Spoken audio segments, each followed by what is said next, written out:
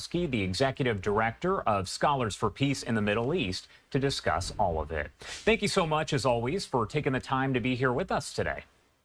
Good morning. Thank you, as always, for having me.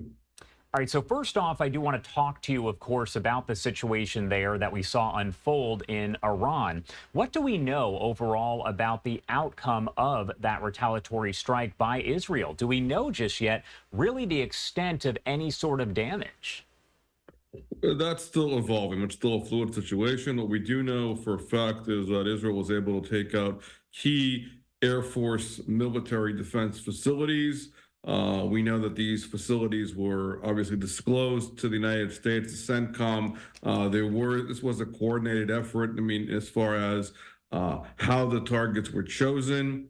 We also know that the Air Force pilots, the Israeli ones, had to be a long time in the air as far as the refueling aspect. But as far as we know, as far as today, again, it's still going to be, as daylight, as things evolve, we'll see the extent of all of that. The reaction on Iranian social media was business as usual. I mean, as we've seen in the past, as far as pattern of behavior, as we saw back in April, they do not want to give any kind of impression as if they were really devastated.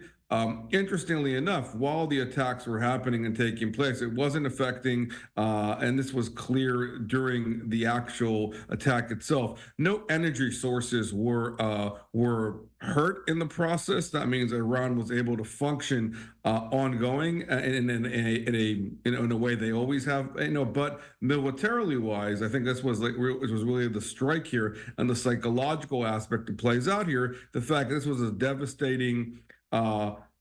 Really targeted surgical attack when it came to military facilities to show that they can make that happen. Obviously, there were a variety of potential solid targets, not to mention the fact Ifshan, which has to do with the facility for chemical weapons, as well as other kind of militaries, manufacturings. And so these are all part of the elements that were part of the potential targets. The extent is not known yet, and we'll see that in the coming days. And obviously, the question is going to be going forward, how all this is going to play out as a result of another potential Iranian counterattack as well. I mean, this is how this game has been playing out, unfortunately, and of course, how the Iranian proxies that we're seeing now are going to react as well.